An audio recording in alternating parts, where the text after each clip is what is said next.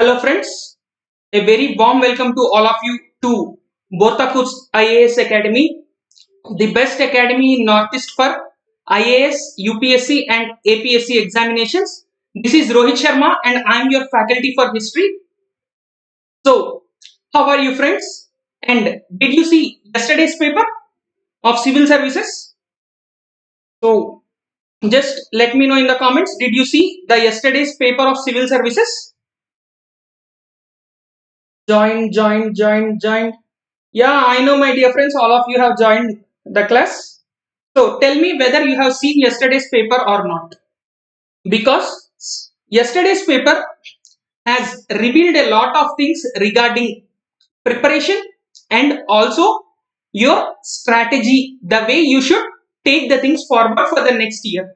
Because we have around 260 days left for the next year prelims. And very less time from prelims to mains, and it goes on like that. So is my audio and video clear everyone? Because here it is fine going for me, I have checked it.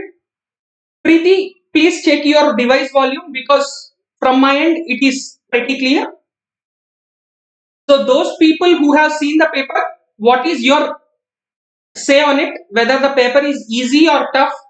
Did you find any questions which you already prepared, or everything is new? So basically, when it comes to the part history, the paper in some ways it's the toughest questions have been given. In some other places, very easy questions have been given. So it's like a blend. You can attempt 50 to 60% of the questions from history. You cannot attempt 2 or 3 questions which you need to leave definitely. And there are 2 to 3 other questions which came some with elimination technique or any other similar techniques. You can happily attempt them. So we will start Indian history with modern Indian history, and so those who haven't seen the paper, just type UPSC Civil Services 2020 prelims. You will get the question paper. Just go through it, because even in your Assam Public Service Commission, the latest notification, the syllabus is everything same as that of UPSC. So definitely you should see the paper once so that you can expect any new change. Current affairs related questions have come. Means, let us say for example, there is a person in news about whom you read in current affairs. But the question related to the person's history. The best example is there is a question on Birsa Munda, who is a very famous leader for tribes in Bihar and Jharkhand. At that time, the Munda tribes. Recently, there was few debates going on, and he is in news. But the question came regarding his journey in the past. So it is all like you have a today's current affair, but the question will be on the previous issue, which means history questions with a link to current affairs. So whenever you read something about current affairs, definitely you should revise the similar things in history. So that is how your history should be.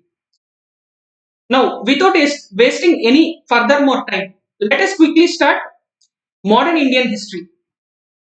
All of you know what we study in history. At least I think you know that history is a part of your examination, APSC or UPSC. At least you know that point, my dear friends. History is a part of your syllabus.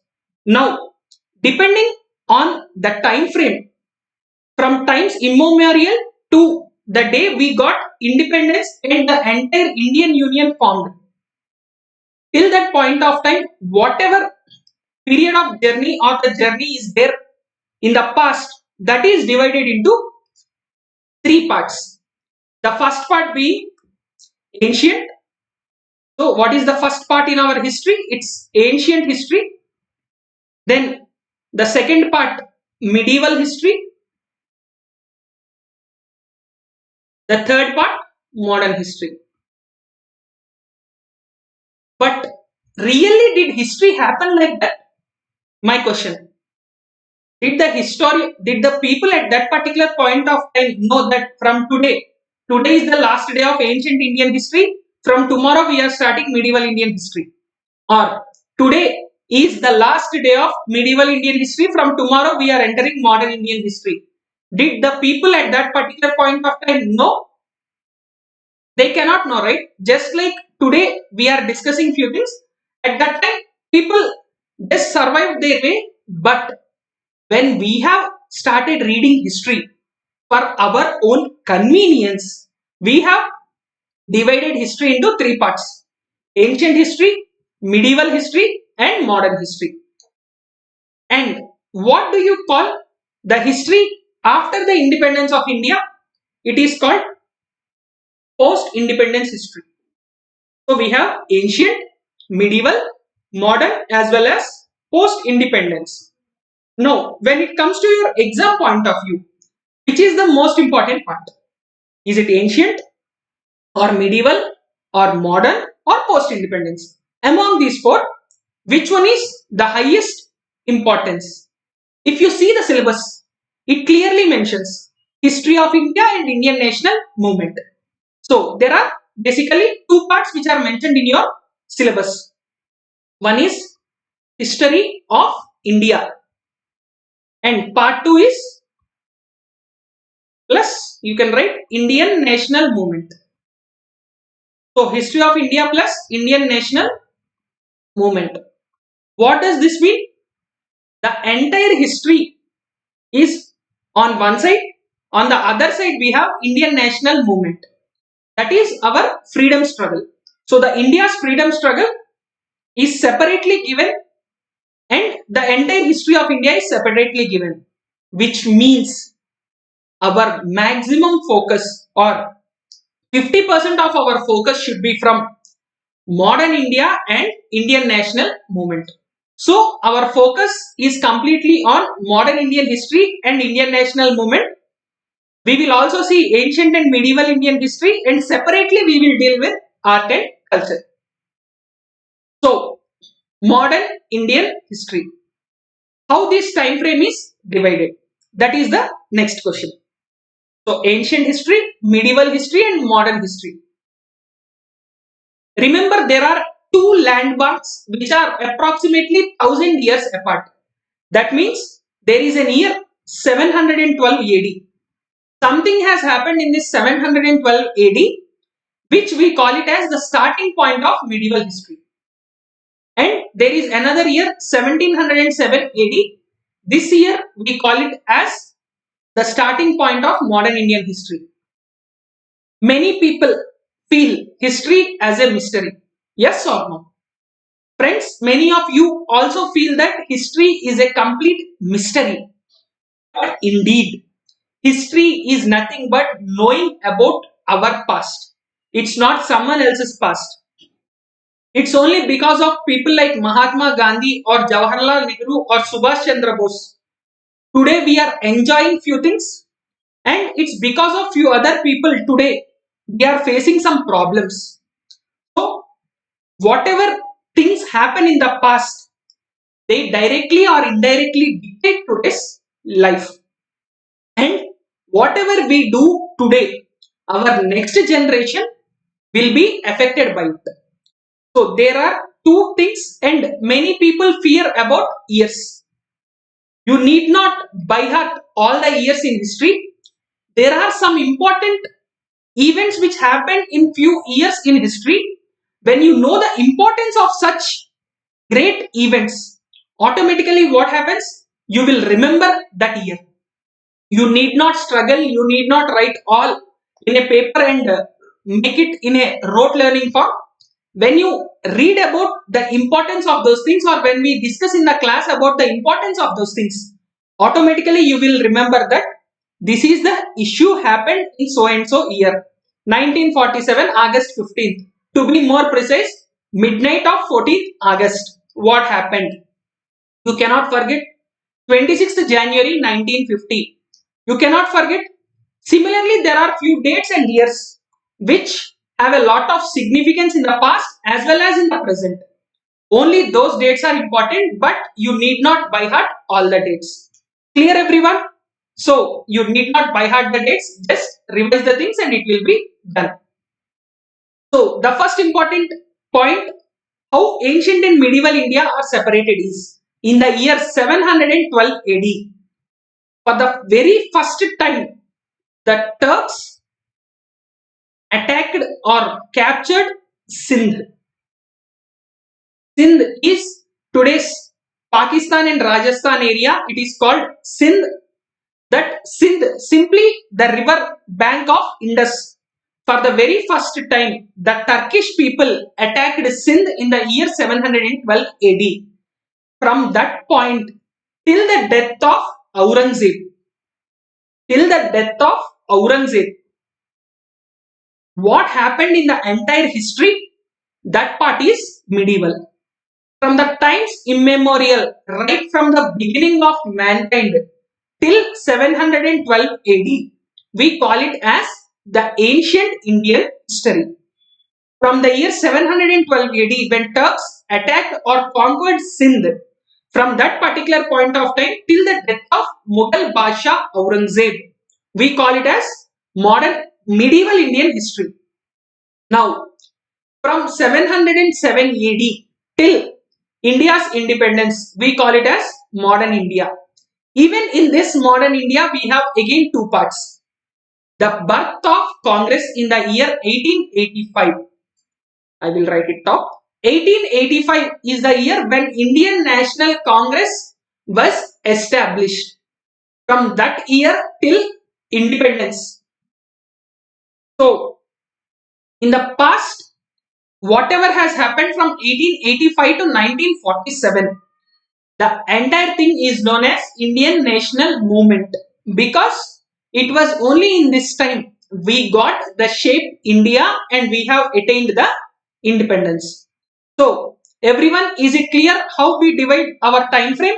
And the post independence, the name itself shows, it is the history of India from the day we got independence till the moment your faculty started the class, that is I have started the class, or even till this point of time, which is 1 second ago.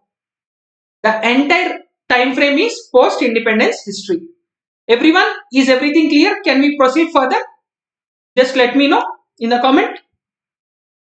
If everything is fine, then we will start our very first topic. So let us start our very first topic, that is the advent of Europeans. Now imagine, if the Europeans have not come to India, we would not have been suzerain, or we would not have been slaves. We cannot actually call ourselves slaves, but we need not be people who are under the foreign rule. Yes or no? So the advent of Europeans is one such point in the entire Indian history. Even we can say the entire history of the world, which brought a lot of new things into happening, at the same time which has reduced a lot of things to a minimal, and this paved ways for the completely new annals of history. So the advent of Europeans is a such entity which actually has created a very big impact on Indian history. Now, who are these Europeans? Simply, people who belong to the continent of Europe are called Europeans. Yes or no? Because one of my student, once he went to an interview, there he was unable to say who exactly are Europeans. People who belong to the continent Europe are called Europeans. People belonging to the continent Asia are called Asians. Very simple, but sometimes we tend to confuse. So Europeans, when it comes to the advent of Europeans, who are all the people which among the entire 40 odd countries in Europe we are going to discuss. So the very first country which we are going to discuss about is the Portuguese. You know why Portuguese is important? Because these people are the first Europeans who discovered all sea route to India. Just within 1 or 2 minutes, we are going to discuss about it.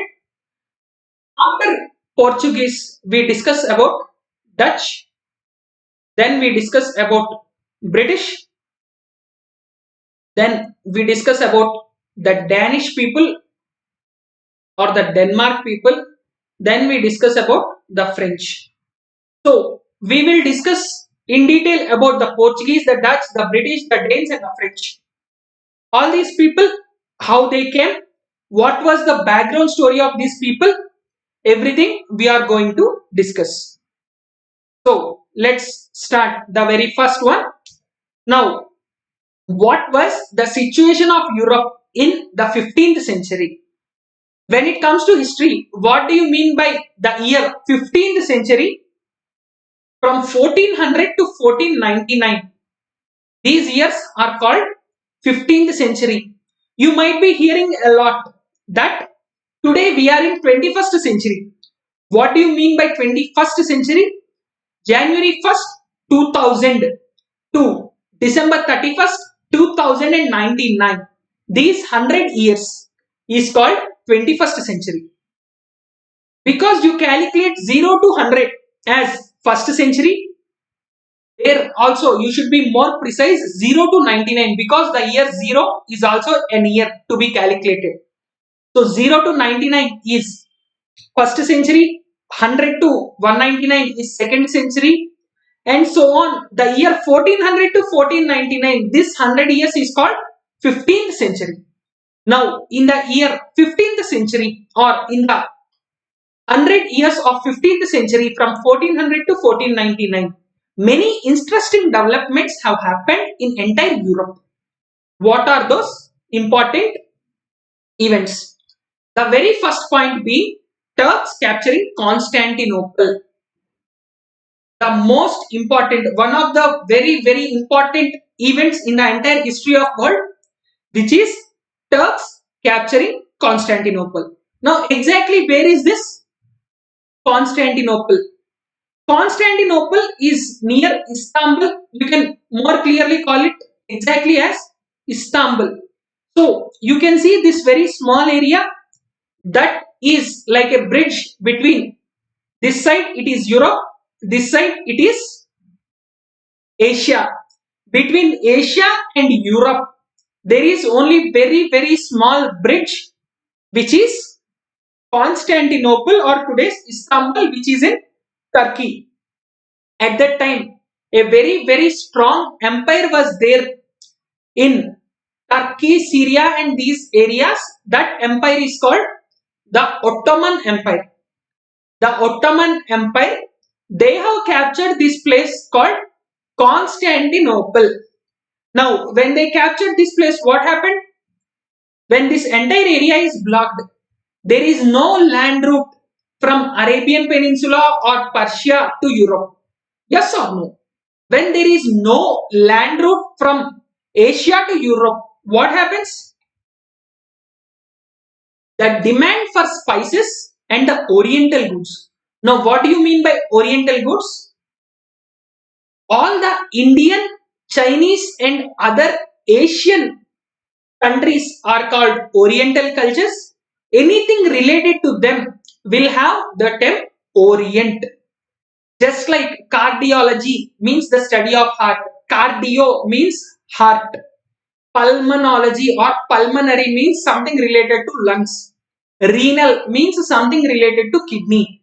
In a similar way, oriental means all the things which are related to either India or China or any other Asian country. These countries are called oriental countries and their cultures are called oriental cultures. Whatever the products Europe is importing from India, China, and other Asian countries, we call them as oriental goods. So, simple logic, my dear friends. I think this year, January, when 1 kilo of onion became 150 and 200 rupees, because there is demand in one area and supply is not able to meet the demand. Just a basic fundamental in economy. If demand is more, supply is less, what happens? Prices increase.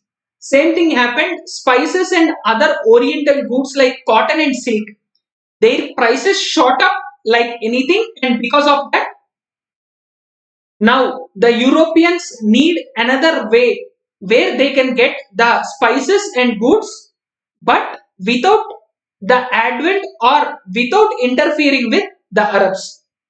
For that, there was one treaty signed in the year 1494 between Portugal and Spain. What is the name of that treaty? Treaty of Tordesillas. Now, what is this Treaty of Tordesillas? See this map. You can see some parts marked Portugal, other parts marked Spain. What these people did is they have drawn an imaginary line in Atlantic. Similarly, they have drawn an imaginary line in Pacific. So, what these people did is one side of these lines they have made it into Portugal's control. The remaining part of the world as, see, this is like the world. This side will be for Portugal, this side will be for Spain. Simple logic. We are seeing on a plain paper, but actually our globe, draw a circumference on the globe. It will be divided into two hemispheres.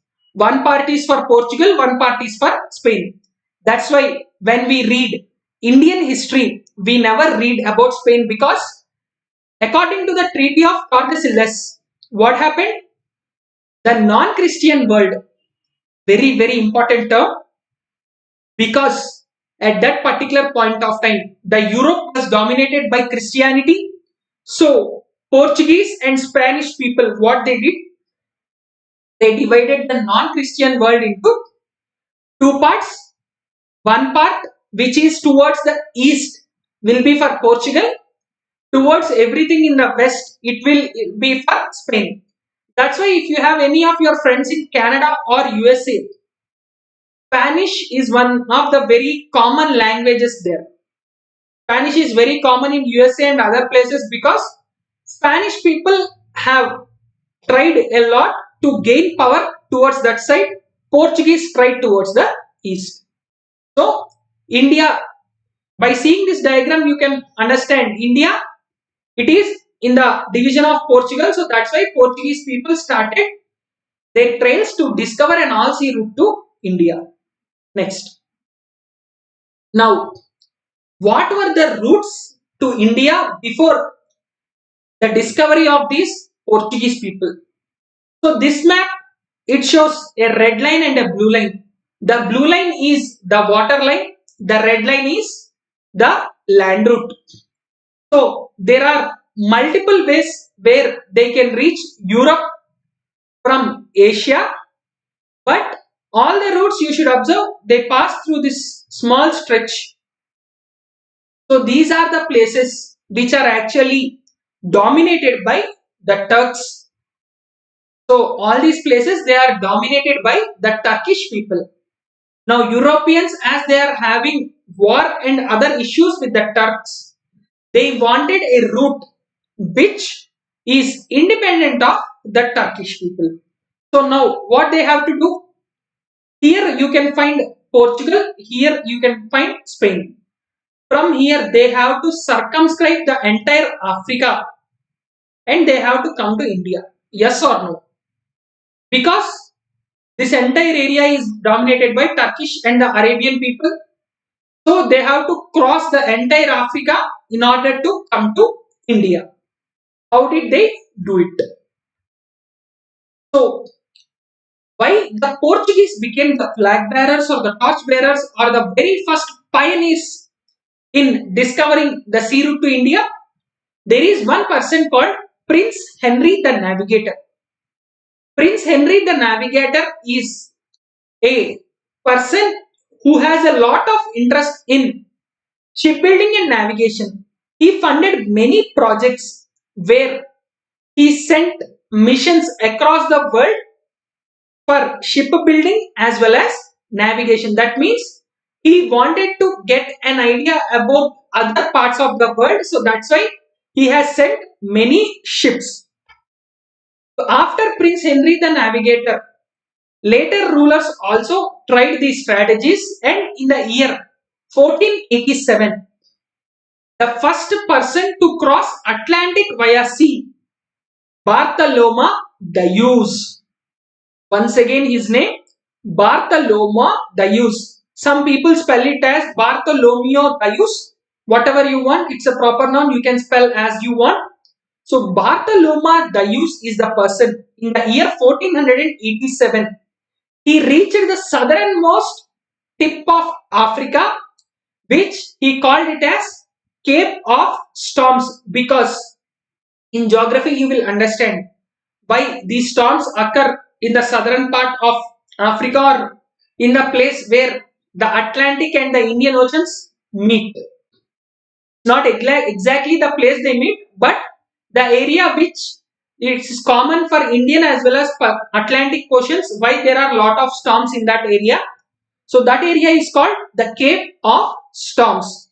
And Bartholomew Dias became the very first European to reach Indian Ocean from the Atlantic.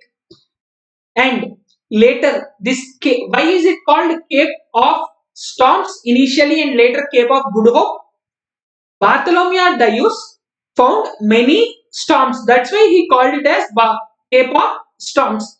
His ship was unable to go beyond these storms because it was not built to tackle, or it was not built to have withstanding those heavy storms and winds.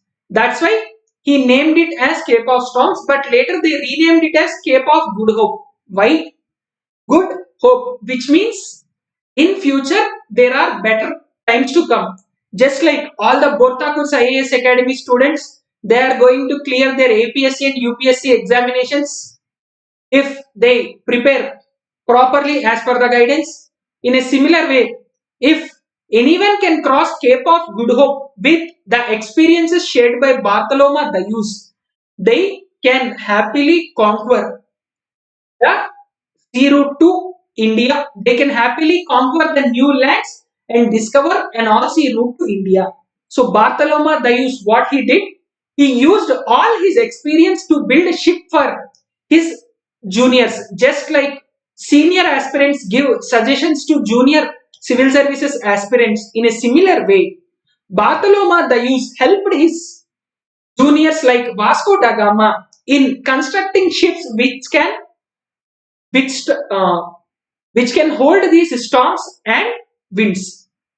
So that is Bartholomew Dias. Next comes our hero. So Vasco da Gama became the first Portuguese citizen to reach India. He reached India. Here, this date is a little important. Whenever I say the date is important, you need to focus on it twice or thrice, and you need to remember that date. So Vasco da Gama, he reached India on 21st May 1498. Some books it is 14th, some books it's 17th, some book it's 21st, but exact date will not be asked for you. You will be asked only the month, maximum the year in which this has happened. So you need not worry much regarding this thing. Now, when it comes to Vasco da Gama, he reached on 21st May 1498, sailing through the same Cape of Good Hope till where Bartholomew Dias came. From Cape of Good Hope to India, how did he come? How did he discover the sea route? Actually, Vasco da Gama was helped by a Gujarati pilot whose name is Abdul Majid. Abdul Majid, in some books you find it as Abdul Manid. This Abdul Majid or Abdul Manid is the person who acted as a pilot for Vasco da Gama to discover an all-sea route to India. Now, where did he land? He landed in a place called Calicut, which is called today as Kozhikode or Kozhikode in the local language. So, Vasco da Gama reached Calicut on 21st May 1498 AD and he was received by the local ruler. Now, in Hindi, we call the ruler as Raja. In a similar way, in the local language of Calicut, the people call their king or the ruler with a title Zamorin. Many students confuse here. Zamorin is the position of the king. King in Calicut's native language is called Zamorin. But what is the name of the king who received Vasco da Gama? His name is Manna Vikrama. Manna Vikrama is the name of the ruler or the Zamorin who received Vasco da Gama. The Zamorin of Calicut, Mr. Manna Vikrama, he received Vasco da Gama very well. He gave him all the royal treaties and royal pleasures and treated him as a very, very esteemed guest of the Calicut or the Kallikota, which is what at that time it is called as.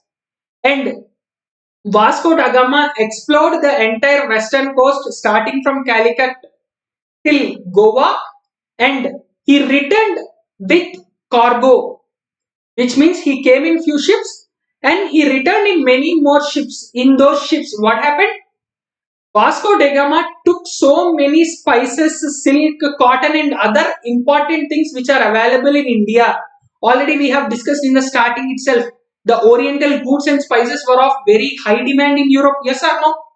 Now, there is a lot of demand for a particular product. When you bring that product from a far place, the Zamorin gifted all these products to Vasco da Gama and Vasco da Gama went back and he started selling those items. He sold all those items.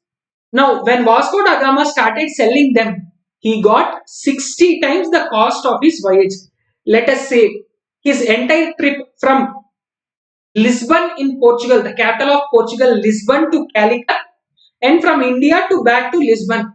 Let us say his cost was 1 crore. Just an example, 1 crore if it is. Then he sold his items for 60 crores, which means he earned a lot of profit by selling the Indian products. When everyone came to know that Vasco da Gama got this much profit in these things, then what happened? Other people also started to come to India. Clear everyone? Other people also started to come to India in search of these things. Now, Vasco da Gama reached Calicut, but from where did he go back? He went back from Goa, very dream destination for many of the Indian youth, Goa. Now, Vasco da Gama also, he returned from, initially he came to Calicut, he returned from Goa. So, is everything clear everyone? If this is clear, we shall move to next. Now, this is the map of the journey of Vasco da Gama. He started from Lisbon in Portugal. He travelled across the Atlantic Ocean and reached Calicut. In return, he started from Goa. So, Calicut and Goa became two very, very important places for Portuguese in India. Is everything clear? Very good. Firdausi Zaman Baru Barguya. Yeah, very good. So, next, what happened after Vasco da Gama? Let's quickly go through that.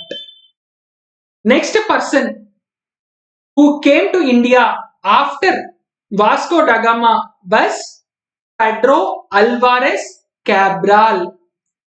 Pedro Alvarez Cabral is the person who came to India after Vasco da Gama. So, he led the second India Armada. Now, what do you mean by Armada? In Portuguese, a Portuguese naval mission is called Armada. What do you mean by Armada if a question comes? Armada is the Portuguese mission to India or the Portuguese mission for India. Pedro Alvarez Cabral, he came to India in the year 1500. Now, why did he come to India? What is his aim? He came to India with the aim of making a treaty with the Zamorin of Calicut to set up a Portuguese factory. You all know the Europeans will first come to India in the name of having a factory. Later, what they does? They simply extend their control to far-reaching limits. Similarly, here also the Portuguese wanted to establish a factory with the permission of Zamorin of Calicut. But what happened? When Portuguese reached India at that time, already there were Arab merchants who were there for the past maybe 1500 or thousands of years before the entry of Europeans. For many hundreds of years, that's why we call the sea as Arabian Sea. The sea which is to the west of India, we call it as Arabian Sea. Why? In east, we call it as Bay of Bengal. But why do we call it Arabian Sea in the west? Because this is used by the Arabs for the trade from Arabian Peninsula with India. So there are a lot of ties between Arabians and Indians across the Arabian Sea. When you are doing a business for hundreds of years in a place and suddenly someone else tries to take your place, a new person tries to take your place, what happens? Simply what will you do? By hook or crook or whatever you can do, you will do. And after that, what will you do? You will simply try to outsmart the people. You will try to get rid of those people, yes or no? In a similar way, when Pedro Alvarez Cabral came for a treaty with Zamorin of Calicut, the local Arab merchants ran into a conflict with them, and that's why the Zamorin also did not agree for a factory of the Portuguese. That's why what happened? With empty hands, he was forced to leave India. But the biggest takeaway or the biggest advantage what the Portuguese got with the second armada of Pedro Alvarez Cabral was when he was coming to India, he discovered a new country called Brazil. That's why from this particular point of time, the influence of Portuguese is a lot, and even today Brazil has the Portuguese culture as well as the Portuguese influence. So who discovered Brazil? Pedro Alvarez Cabral discovered Brazil when he was on a voyage, on a mission, on an armada to India. So that is about the second Portuguese mission to India by Pedro Alvarez Cabral. Next, how did the Portuguese expand in India? Initially, the people of Calicut, the Zamorin and other people, they did not agree for the Portuguese factory. But later what happened? With external gifts and many other things, these people, the Portuguese people, could get a permission from the local rulers to establish a factory in India. Okay, so now the first Portuguese factory was set up in the year 1503 at Cochin. Now at Cochin, the first Portuguese factory was set up. Then within 2 years, the second Portuguese factory was set up at a place called Cananor or Kannur. You can call it as Cananor or Kannur. So there are two places. First Portuguese factory was set up at Cochin. Second Portuguese factory was set up at Cananor or Kannur. Along with these two places, Calicut and Quilon or Kollam. This Kollam is the place which is near to the Shabarimala temple. So, Calicut, Cochin, Kannur, Quilon, all these places which are in Kerala coast or the Malabar coast of the country.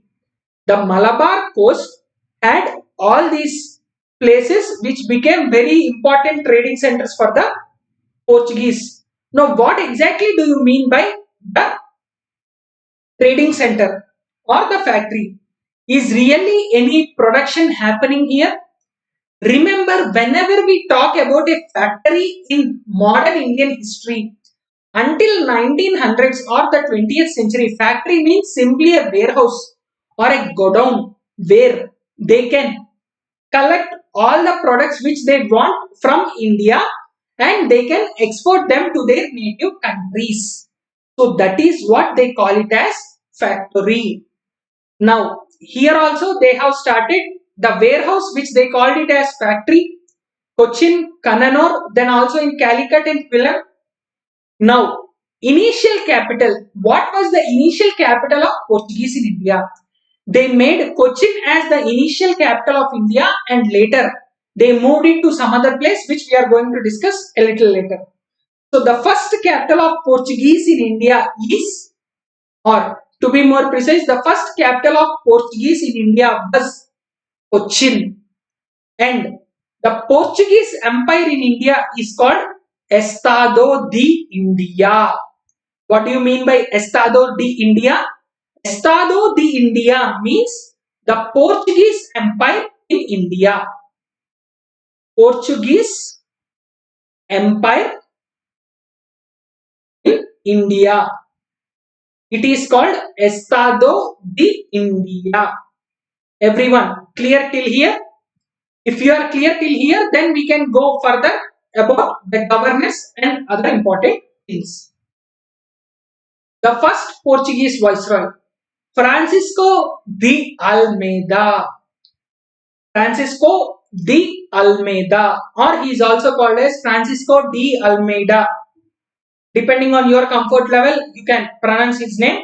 So, Francisco de Almeida or Francisco de Almeida. He arrived as the first Portuguese viceroy in the year 1505. He established 4 ports on southwestern coast. So, he came to India, he established ports. Why did he establish ports? He established ports to control Indian Ocean and establish Portuguese supremacy over Indian Ocean. When you see the map, this part is, you can simply call this part as, what do you call this part? Arabian Sea. What is the later part, the below part? This is all Indian Ocean. So he wanted to control Indian Ocean and that's why he started establishing more and more ports. And he actually fought a war with other people who had the control over the similar area. Now he fought the war of Chol. The first war in your modern history, war of Chol. In this war of Chol, he was defeated by a joint naval force of kingdoms of Egypt, Turkey and Gujarat.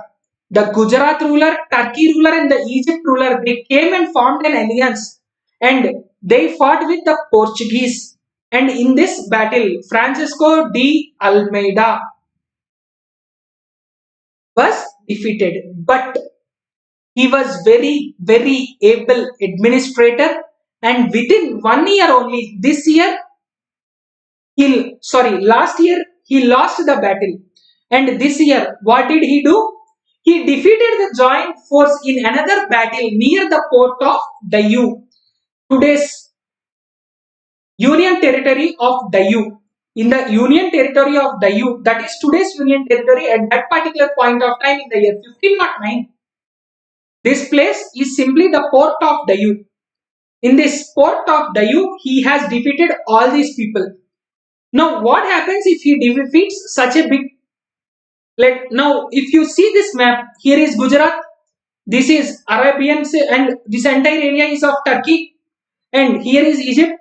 So, this entire area rulers were defeated by the people who are here in South Kerala. So what happens? The entire Indian Ocean will be now under the influence of Portuguese. What does it mean? He made the Portuguese the supreme leaders of Arabian Sea as well as Indian Ocean. Now this entire area is under the influence of Portuguese. That's why his policies are called blue water policies, which means wherever you find blue water, it should be under Portuguese rule. That was the policy of Francisco de Almeida. So, after Francisco de Almeida, the next important, the most important, and the real founder of the Portuguese power in India, his name is Alfonso de Albuquerque, or you can call him as Alfonso de Albuquerque, whatever you call him, Alfonso de Albuquerque. This Alfonso de Albuquerque came after Almeida, and he is the real founder of Portuguese power in India. Now, when you read in history, you find two names: founder, original founder. Founder, real founder. Original founder, real founder. Simple logic. You have started something, your father has started something, but it did not have much influence. But after a few years, when you overtake it, you take it to the next level. For example, Dhirubhai Ambani, he started Reliance. Mukesh Ambani took it to the next level. So, the original founder, the real founder. Similarly, there are a lot of examples in history when the empire or the power is really enjoyed by the next person or the successive person. There we call it, or we call him as the real founder. Now, though Almeida started Portuguese rule in India, we should not say actually the rule. The Almeida started Portuguese establishment in India, but the real founder of the Portuguese power is, who is that? Alfonso de Albuquerque. Now, in the year 1509, he captured Goa. Sorry, he captured Dayu. In the year 1509, he captured Dayu, and in the year 1510, he captured Goa from the Bijapur Sultan Adil Shah. From whom did Goa was captured by Alfonso de Albuquerque? It was from Bijapur Sultan Adil Shah in the year 1510. Now, he also was against the practice of sati. He was against the practice of sati, and in this regard, he was the forerunner of William Bentinck. He was against sati. You all know sati is one evil practice in India, and he was against the practice of sati. Wherever there is Portuguese influence in the world, in those places, what did he do? He tried to abolish sati, and in this manner, the first European who tried to abolish sati, if a question like this comes, your answer will be Alfonso de Albuquerque. But who is the person who completely banned sati in India? It's Lord William Bentinck. When we read the socio-cultural renaissance of the 19th century, then we will read about Lord William Bentinck as well as Raja Ram Mohan Roy. But who was against the practice of sati initially from Portuguese? It was Alfonso de Albuquerque. Alfonso de Albuquerque, he also established the domination of Portuguese across the Europe, like Hormuz in Persian Gulf to Malacca in Malaya Peninsula, that is in Malaysia, and the Spice Islands of Indonesia. Indonesia are called East Indies or the Spice Islands because after India, Indonesia is very famous for spices like your black pepper, kali mirch, what we call it, and other similar spices. Indonesia is very, very famous. So, Strait of Hormuz is here and Spice Islands are here. This entire stretch of Indian Ocean is now dominated by Portuguese, and who is the Portuguese governor who facilitated this? Alfonso de Albuquerque. He also wanted to establish permanent Portuguese settlements in India. Now, how do you establish permanent settlements in a country? Simple logic, if you want to gain control of a place, have cultural ties and matrimonial alliances with local people. Also influence the local people to follow your own rules so that you can easily influence them. A similar method was followed by Alfonso de Albuquerque. He wanted to establish a permanent Portuguese settlement in India. That's why he encouraged his countrymen to marry Indian women and also to propagate Christianity. So the first person who thought of the permanent Portuguese settlements in India, Alfonso de Albuquerque. That's why he encouraged his followers or his countrymen to marry Indian women and also to stay in India and establish their own permanent home in India along with propagation of Christianity. That is Alfonso de Albuquerque. Now, after Alfonso de Albuquerque, we have only few important people. The first one is Nino de Cunha. Nino de Cunha is the Portuguese governor who established Goa as the capital of India in the year 1930. Initially, we have read in the year 1910, the capital of India or the Portuguese capital of India was, what is the place? Cochin. But now, the capital was shifted by Nino de Cunha to, where was the capital shifted to? Goa. From this point till they left the country in the year 1962, the Portuguese capital was Goa. Along with this, Nino de Cunha established factories at San Thome in Madras, Hooghly, Dayu. He also acquired places like Dayu and Basin from the Sultan of Gujarat, Bahadur Shah. Gujarat's Sultan Bahadur Shah lost Dayu and Basin to Nino de Cunha. After Nino de Cunha, the next important person was Alfonso de Souza. You can, with the name de Souza, you always remember Remo de Souza, very famous Bollywood choreographer. Yes or no? Now, this Martin Alfonso de Souza, he, during his time, two important things happened in the history. The very first one is very famous Christian saint. We call them as Jesuit saints, which means the followers of Jesus Christ, and the saints, we call them Jesuit saints.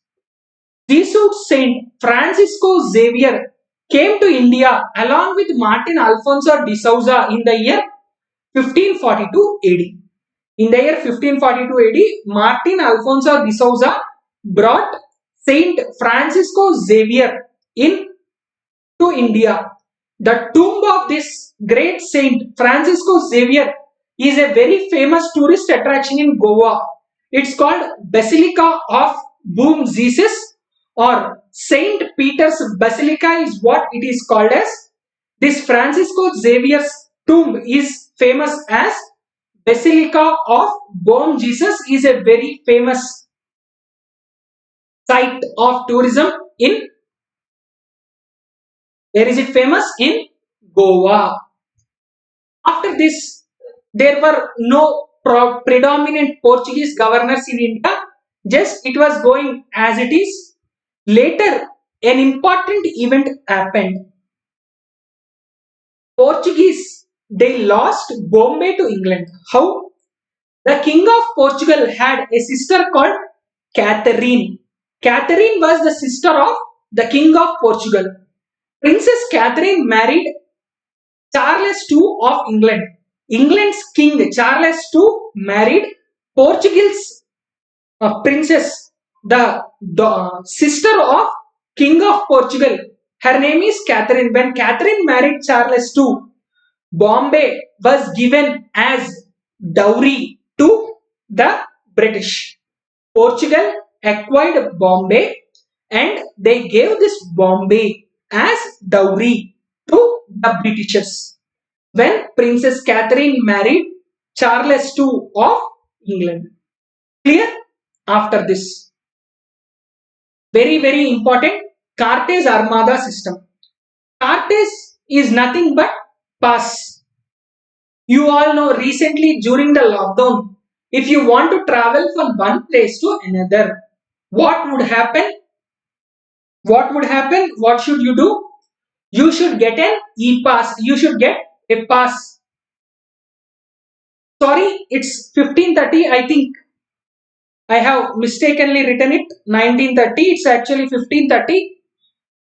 Ninoti Kunha, he shifted the capital in the year 1530. It's not 1930. I'm really sorry for the mistake.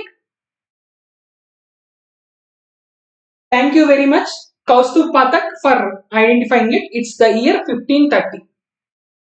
Clear? Now coming back to the cartage system, just like you obtain e-pass from the people or from the government to travel from one place to another, in order to carry out trade, in order to carry out trade, the cartage armada system was there. What is this system? Whenever there is a ship which has to carry goods across the sea, Arabian Sea or Bay of Bengal or Indian Ocean, they have to obtain passes called cartas from the Portuguese authorities. What happens if you travel without this pass? If you travel without this pass, your ship will be seized. Your ship will be confiscated, and whatever the wealth that is obtained, they use it to loot it. What does this mean? If you are found without a cartage system, the Portuguese people you have will seize and loot your product, and that also served as a very good source of income for these people. You can understand how much trade was happening at that particular point of time. At a particular point of time, there was one of the richest country in the world was India, and there was a lot of trade happening. With that trade, whenever there is no cartas or the pass, then these people used to confiscate and enjoy that confiscated property. And in this cartas, it is very clearly mentioned that spices were not to be loaded on the ships. What does this mean? It will be only the Portuguese people who will have access to the spices. Because of that, what happens? The Portuguese people will earn lot and lot more money by creating more demand in Europe. Already there is demand in Europe. These people will send it for very, very high prices and sell it for exorbitant prices. Because of that, what happens? They will earn more and more profit. That's why they restricted other people and they forbade other people from carrying spices. Even very prominent rulers like Akbar, Shah Jahan, Aurangzeb had to purchase passes from Portuguese in order to send their ships. Clear, everyone? So that is the cartage armada system. Now, what is the impact of Portuguese? We will quickly do the impact of Portuguese and we will complete with this. Portuguese began to propagate Christianity in Malabar and Konkan coast.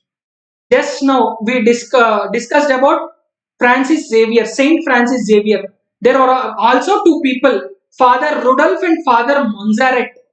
These people also started propagation of Christianity. But propagation of Christianity was not a problem for the local people. What Portuguese started, they started destroying temples. Now, destruction of temples was seen as something which is negative by the Portuguese on India. Indians thought these people are attacking us, and that's why they were very, very serious about the things.